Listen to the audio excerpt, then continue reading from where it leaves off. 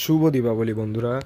তো আজকে আমার হাতে যেটা আছে ওটা দেখতে পাচ্ছ, এটা কোনো ম্যাচিস বক্স ভেবে ভুল করো না, এটা একটা বম। তো লিওপার্ড কিং, ঠিক আছে।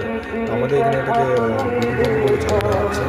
এই দেখতে পাচ্ছ প্যাকেট থেকে যেটা বার করলাম, এটা হচ্ছে বম। তো হ্যাঁ, এটাই বম।